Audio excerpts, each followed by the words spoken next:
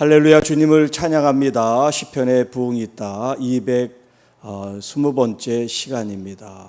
지난 시간에 이어서 오늘 본문 말씀은 시편 135편 두 번째 시간입니다. 15절부터 마지막 절 말씀인데요. 오늘 이 본문 말씀 가운데 제목을 삼아서 여호와를 경외하고 송축하는 것이 부흥이다라는 제목으로 함께 말씀을 나누도록 하겠습니다. 지난 시간에 그 시작이 할렐루야로 시작하지요. 할렐루야, 여호와의 이름을 찬송하라. 오늘 이 21절 마지막 단어도 할렐루야입니다. 그래서 우리는 이 시편 135편을 찬양시라고 그렇게 이제 분류를 하는데요. 우리 1절부터도 찬양하라, 찬송하라 하는 이런 말씀이 여러 번 등장을 하고 있지만 이 15절부터 21절에 있는 말씀, 특별히 19절 이하에 송축하다라는 이 말씀이 5번이나 나오고 있습니다. 5번. 21절에 찬송을 받으실지어다라고 하는 이 말도 위에 송축하라 하는 그런 단어와 같은 단어를 쓰고 있는데 제가 이따가 다시 말씀을 드리도록 합니다. 자, 이렇게 135편 전체 하나님을 이렇게 감사와 찬양하는, 송축하는, 경배하고 영광 돌리는 말씀으로 가득한데 하나님께서 과거의 이스라엘 백성들과 함께 하심으로 출애굽을 하시고 또 가나안을 정복하게 하시고 그 땅을 기업으로 주시고 그 주변에 있는 강대국들을 하나님께서 다 이기게 하신 그 과거의 하나님의 구원 사건을 회상하면서 감사하고 찬양하는 그런 찬양시입니다. 자, 그렇게 과거를 회상한다는 것은 뭐냐면 지금 이 시점에서 시편을 기록한 그 시점에서 보면 주님 과거에도 이렇게 함께 하신 하나님, 지금도 우리와 함께 하시고 또 앞으로도 우리 후손들과 함께 하실 것을 믿습니다 하는 그런 고백이 담겨 있다고 할 수 있겠죠. 자, 그런 관점에서 보면 오늘 지금 2021년 6월 14일을 살아가는 우리들에게는 어떻습니까? 이 구약 성경에 있는 이 말씀이 과거에 그랬다더라 그런 것이 아니라 그 하나님이 지금도 여전히 우리와 함께 하시는 줄로 믿습니다. 어떤 분이 이제 여호와란 말씀이 이제 계속 등장하라니 구약 성경에. 그래서 이제 제가 제목으로 뭐 여호와께 예를 들어서 경외하고 송축하고 또 의지하고 이렇게 여호와란 말을 쓰니까 신약 성경에도 없는 그 여호와란 말을 목사님 왜 이렇게 많이 씁니까? 그래요. 차라리 뭐 주님이나 하나님이라는 말로 바꾸지. 그렇게 얘기하시는 분이 계시더라고요. 그분이 벌써 한 2번인가 그렇게 얘기한 것 같아.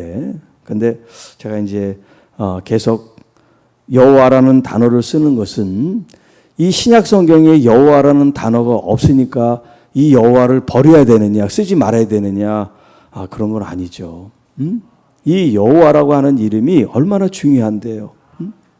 이 하나님이 자신을 계시한 말씀이에요. 모세에게. 그럼 모세에게 계시한 그 말씀이 우리들에게는 그러면 계시하지 않은 말씀입니까? 여전히 계시했는데 그러면 이 신약 성경에는 여호와라는 단어가 없지. 이 여호와가 누구냐면 바로 예수 그리스도를 가리키는 거예요. 예수 그리스도가 바로 그 야훼, 나는 나다라고 하는 그 하나님을 말씀하는 거예요.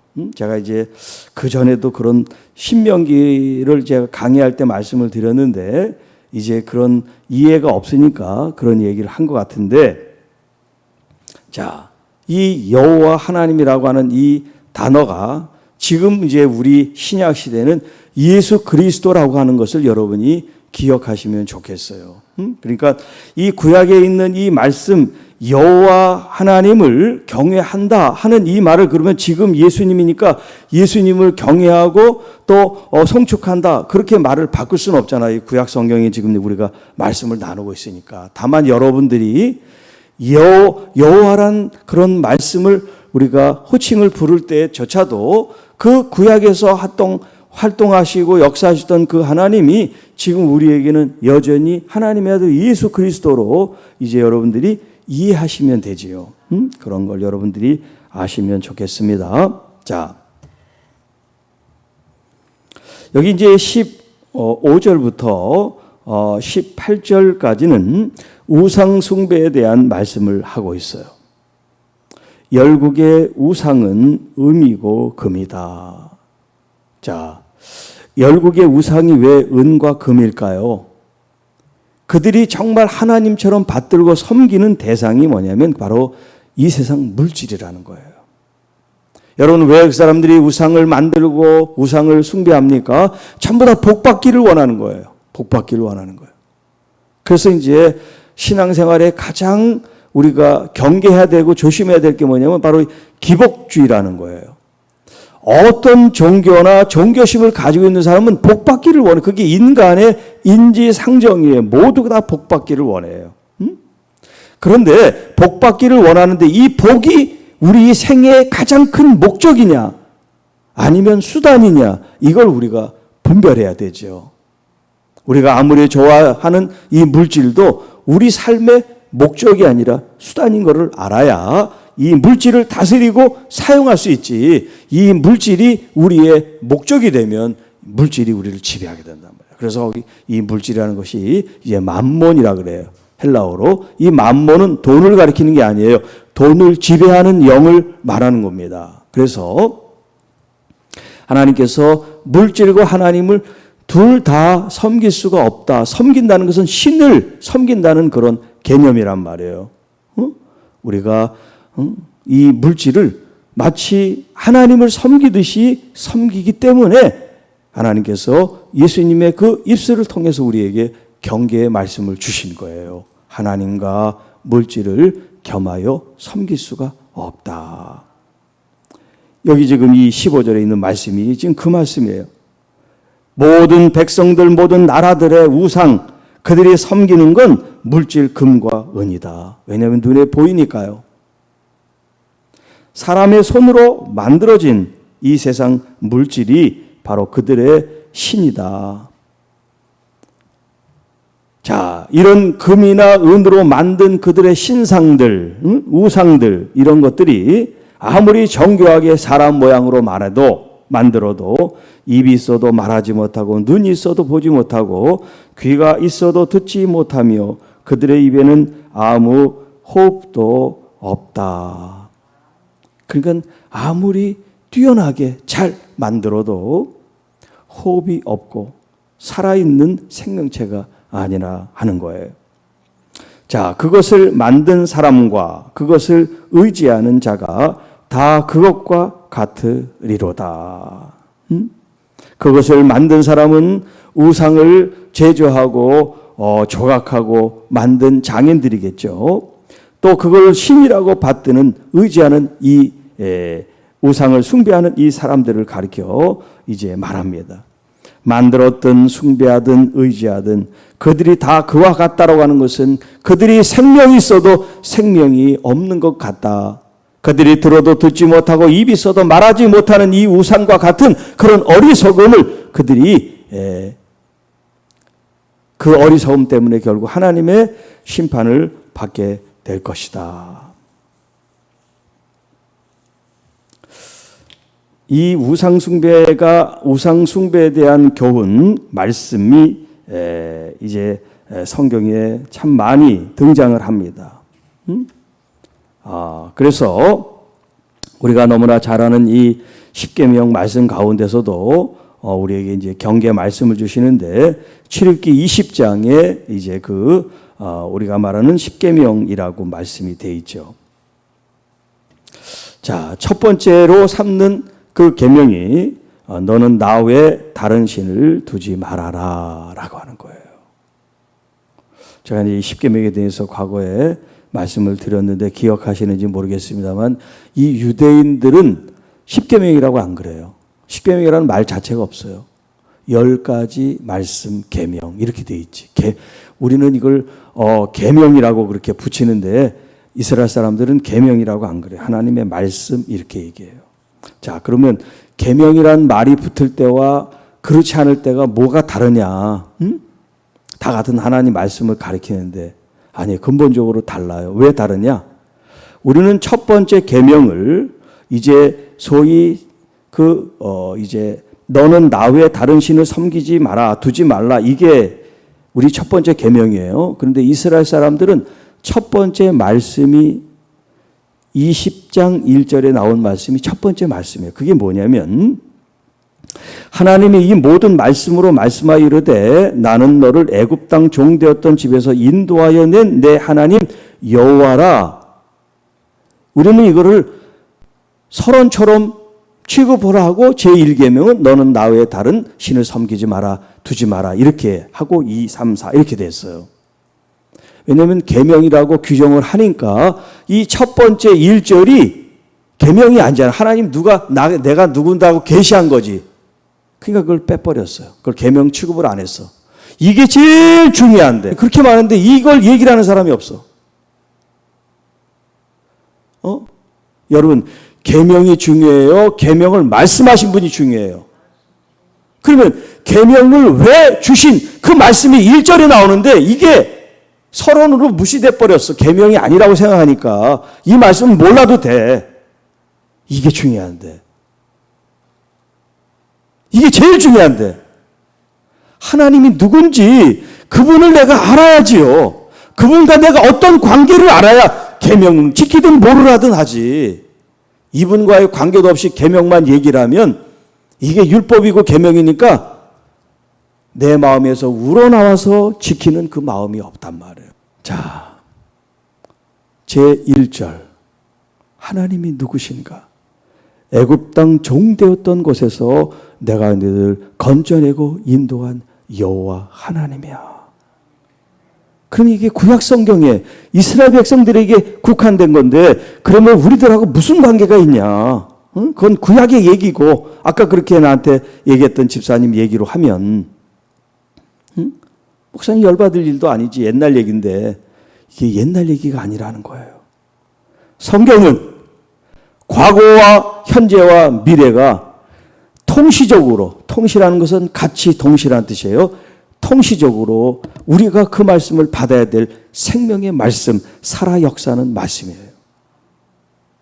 이것은 출애굽할 때 주신 말씀이지만 오늘 우리에게 하시는 말씀인 것은 바로 우리가 애굽 땅 종되었던 것이 어디냐? 우리가 하나님을, 예수님을 알지 못했던 이 세상에서 우리가 살았던 그 때가 바로 애굽이고 종되었고 어둠 속에 살았던 때란 말이에요. 그런데 예수 그리스도를 통해서 우리가 예수님을 만나게 되고 알게 되고 구원받게 됐기 때문에 지금 이 주님의 이 과거의 말씀이 아니에요. 나 자신을 지금 돌아다보는 거예요. 여러분 예수님 믿고 행복하십니까? 기쁘십니까? 감사하십니까? 네, 그럴수록 내 자신이 누군지를 알아야 돼요. 내가 종되었고 내가 어둠에 붙잡혔고 내가 죽을 수밖에 없는 이 죄인을 주님이 구원해 주셨습니다. 이 기쁨 감격을 가지고 오늘 나의 삶과 내일의 나의 삶을 더 거룩하게 더 말씀 가운데 우리가 살아갈 수 있는 그런 근거와 힘을 제공해 주는 거지. 과거를 안다고 해서 후회하고 자꾸 과거로 돌아가자고 하는 얘기가 아니에요. 오늘과 내일과 앞으로의 여러분의 삶을 그런 하나님의 은혜를 기억하고 더 아름답게 헌신해 나가야 된다는 그 말씀에 초점이 있기 때문에 과거의 이 말씀이 우리에게 소중하고 귀하다 하는 것입니다. 자, 이제 두 번째, 여호와 하나님을 잃었기 때문에 이제 송축하라고 말씀합니다. 이스라엘 족속도 아론의 족속도 레위 족속도 또 여호와를 경외하는 이 사람들조차도 하나님을 경외하고 송축하라라고 말씀합니다. 자, 여기 송축한다라고 하는 이 단어가 지금 우리 개역성경에는 4번이 나오지만 이 히브리어 원문에는 이 단어가 바라크라고 하는 단어인데 이 바라크가 5번 나와요. 21절에 찬송을 받으실지어다라고 하는 이 찬송을 받으신다고 하는 이 말도 바라크로 돼 있어요. 그러니까 번역을 하려면 송축하다라고 했으면 끝까지 송축하다라고 해야 되는데 하여튼 뭐 번역하는 사람들이 어떤 마음을 갖고 이렇게 했는지 모르지만 위에서는 송축했다가 또 21절에는 또 찬송을 받으신다고 했다가 하여튼 자기 마음대로예요. 자, 이 송축하다라고 하는 이 바라크는 우리가 이제 여러 단어로 쓰일 수 있어요. 축복한다, 복을 빈다라고 할 때도 이 바라크라는 말을 써요. 또 무릎을 꿇는다라 할 때도 이 말씀을 쓰세요. 자, 시편 95편 6절에 오라 우리가 굽혀 경배하며 우리를 지으신 여호와 앞에 무릎을 꿇자라고 하는 이 무릎을 꿇는다 여기에도 바라크라는 말을 썼어요. 그러니까 우리가 쓰는 단어는 그 한정된 한 뜻이 있으니까 참 좋은데 영어도 그렇고 이 외래어들은 단어에 여러 뜻이 있단 말이에요. 그러니까 거기에 맞는 단어를 이제 그 해석하는 게 참 어렵죠. 그래서 문맥이 중요하고 이제 그 전체적인 어떤 맥락을 우리가 잘 살펴야 되는데 여기 지금 이 송축한다. 이스라엘 족속아 여호와를 송축하라. 송축한다는 것은 하나님을 찬양하고 높인다는 거예요. 우리 이제 이 한문으로 이제 번역한 이 단어가 송축한다. 그런데 이 바라크라는 단어는 가장 기본적으로 어떤 의미가 있다 그랬어요? 무릎을 꿇는다는 그 개념이 있단 말이에요. 무릎을 꿇는다. 그러니까 송축한다라고 하기만 하면 이 무릎을 꿇는다는 개념이 사라져 버리는 거죠. 왜 그러면 이 가장 기본적인 이 개념이 중요할까요? 이 단어는 항상 1차 의미와 2차, 3차 이렇게 시대를 따라 발전을 했어요. 그런데 원, 뿌리, 어근, 어의 가장 기초된 그 개념이 이제 시작이 된 거죠. 시작. 거기가 이제 시작점이 된 거예요. 의미를 풀어가는데. 그러니까 그 시작이 어떤 개념인지를 우리가 알아야 되는 거죠. 자, 처음에 이 단어가 시작된 건 이제 그 중동 지방에서는 어떤 동물이 유용하게 쓰였냐면 낙타가 쓰였어요. 낙타. 이 낙타가 무릎 꿇는 게 뭐냐면 바로 이 바라크예요. 그러니까 주인이 어떤 물건을 실을 때 혹은 어떤 것을 요구할 때 이 낙타가 무릎을 강제로 꿇는 게 아니라 그 낙타가 스스로 무릎을 꿇는 그 행위가 뭐냐면 바라크라고 하는 거예요. 그러니까 우리가 무릎을 꿇을 때 예를 들어서 이제 전쟁에 한쪽이 패했습니다. 그러니까 한쪽이 이제 이긴 거죠. 그러면 이 진 적장이 이긴 이 왕한테 무릎을 꿇는단 말이에요. 그러면 이 무릎을 꿇는 게 자원해서 기뻐서 좋아서 꿇는 거예요? 아니잖아요. 져서 할 수 없이 꿇은 거지. 죽기 싫으니까. 이런 거 말고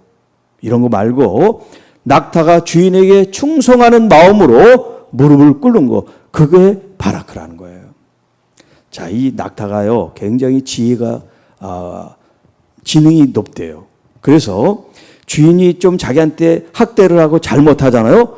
그러면 이 낙타가 주인한테 해코지를 한대요. 예를 들어서 뭐 이렇게 텐트 같이 과거에 이제 지고 자잖아. 그러면 이 낙타가 그 텐트를 이 기둥을 쳐가지고 쓰러뜨리다든가 뭔가 같은 자기 그 이 심보를 드러내는 동물이 낙타래요. 그러니까 무릎을 함부로 꿇지 않겠죠. 이 주인이 자기한테 잘해주거나 뭔가 보상이 따르면 무릎을 꿇겠죠. 그러니까 이제 그런 뜻에서 바라크라고 하는 말이 나왔는데 여러분 우리가 어떤 것을 요구하고 바래서 무릎을 꿇는 것이 아니라 아까 말했지만 우리를 구원하신 그 하나님 앞에 전심으로 우리가 감사와 복종과 순종의 의미로 무릎을 꿇는단 말이에요. 그리고 무릎을 꿇은 다음에 뭘 합니까? 손을 높이 들어서 그 주님을 찬양하는 겁니다. 내가 이렇게 애굽되고 종되었고 어둠 속에 지옥으로 갈 수밖에 없는 이 생명 존재를 하나님께서 나를 구원하셨으니 하나님 영광을 받으십시오. 그게 이제 송축, 우리 존귀와 영광을 돌리는 거, 경배와 찬양을 돌리는 거. 이것이 이 바라크라고 하는 이 한 단어에 다 들어있어요. 그러니까 어디에서는 무릎을 꿇는다고 번역을 하고, 어디에서는 송축한다고 하고, 어디서는 축복한다고 또 번역을 하고, 여기 21절은 찬송을 받으신다, 그렇게 번역을 한 거예요. 자, 여기 그 대상이 이스라엘 족속들, 이스라엘 사람들을 가리킵니다. 두 번째는 아론은 제사장이죠. 이 제사장, 이 그룹, 하나님 앞에 선택되고 구별된 이 성직자들이 하나님을 또한 송축하고요. 또 레위인들, 하나님 앞에 부름받아서 거룩한 일에 함께하는 이 레위인들, 이 사람들 뿐만 아니라 여호와 하나님을 경외하는 너희들, 민족이든 백성이든 나라든 어디에 속해 있든 모든 사람들이, 여호와를 경외하는 사람들은 마땅히 무릎을 꿇고 주님을 경배하고 찬양하고 영광을 돌려야 됩니다. 그렇게 하라고 성경이 말씀하고 있습니다. 자, 그래서 오늘 본문이 여호와를 경외하고 송축하는 사람이 부흥이다라고 말씀을 드렸습니다. 여기 경외하다라고 하는 것은 우리가 이제 두렵다, 무섭다, 이제 이런 단어인데요. 이 단어에는 존중, 존경이라고 하는 그런 개념이 이 속에 담겨 있어요. 그러니까 무서워서 공포해서 떠는 것이 아니라 두렵고 떨림이 존경과 존중하는 마음으로 떨림을 가지고 있는 거예요. 자, 여호와를 경외한다라고 하는 이 개념과 우상 숭배라고 하는 이 개념과 정반대라는 걸 우리가 알아야 돼요. 그러니까 하나님을 우리가 경외하는 마음을 가지면 이 세상의 것들을 우리가 섬기지 않게 된다는 거죠. 이 세상의 것을 섬기는 사람은 하나님을 경외하는 사람들이 아니다라고 말씀할 수 있어요. 자, 그래서 우상 숭배에 대한 경계의 말씀을 주실 때 아까 말씀드린 출애굽기 20장 5절 6절 말씀에 하나님께서 자신을 계시하시기를 내 하나님 여호와는 질투하는 하나님이진즉, 그렇게 말씀하세요. 질투하는 하나님인즉 나를 미워하는 자의 죄를 갚되 아버지로부터 아들에게로 3, 4대까지 이르게 하거니와 나를 사랑하고 내 계명을 지키는 자에게는 1000대까지 은혜를 베푸시느니라. 여기 사랑하고 또 계명을 지키는 것이 뭐냐면 여호와를 경외하는 거예요. 여호와를 경외한다 그러면서 말씀도 지키지 않고 자기 마음대로 하는 건 하나님을 경외하는 게 아니죠. 자, 여호와를 경외하는 너희여, 여호와를 송축하라. 예루살렘에 거하는 여호와는 시온에서 찬송을 받으실지로다. 이 시온은 하나님의 임재의 상징이라고 그랬죠. 이 시온이 예루살렘이 아니라 예루살렘 인근에 있어요. 정확히 얘기하면 예루살렘 안에 계신 게 아니에요. 그런데 이제 예루살렘에 계시다고 하는 것은 예루살렘 성전이 있기 때문에 예루살렘이라고 이렇게 표현한 거예요. 그러니까 예루살렘이라고 하는 이 개념과 시온이라는 이 개념은 다르지만 같은데, 이 같은 점이 뭐냐면 하나님의 임재라고 할 수 있어요. 하나님의 통치가 있고 하나님이 다스리시는 하나님의 역사가 있는 거룩한 곳이 바로 예루살렘이고 시온입니다. 바로 그곳에서부터 하나님께서는 이제 찬송을 받으신다고 하는 것은 뭐예요? 우리가 하나님께 영광을 돌린다는 거죠.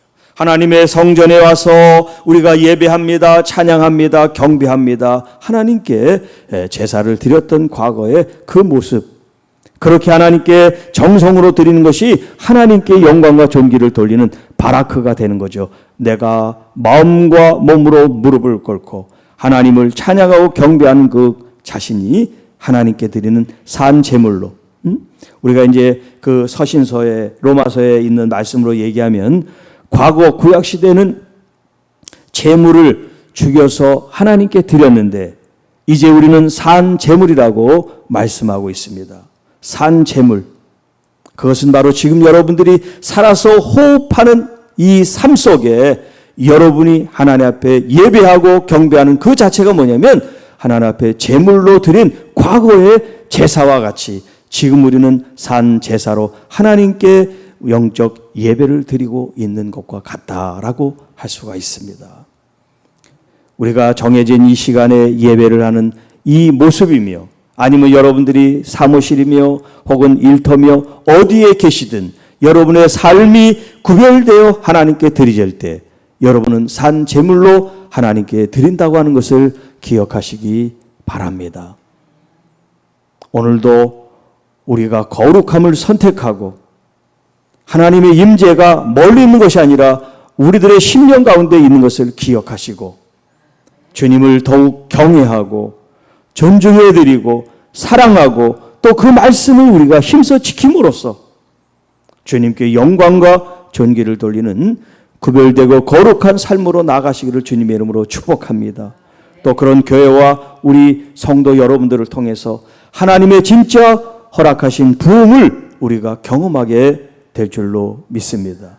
이 한 주간도 믿음으로 승리하시고 또 이 복된 말씀이 또 다른 분들에게 전해지고 전해져서 하나님을 믿는 이 믿음의 이 역사가 더 아름답게 빛나고 또 믿지 않는 사람들에게는 소망이 전해질 수 있는 복음 전도의 삶이 되시기를 주님의 이름으로 축복합니다. 기도하겠습니다. 하나님 아버지 감사합니다.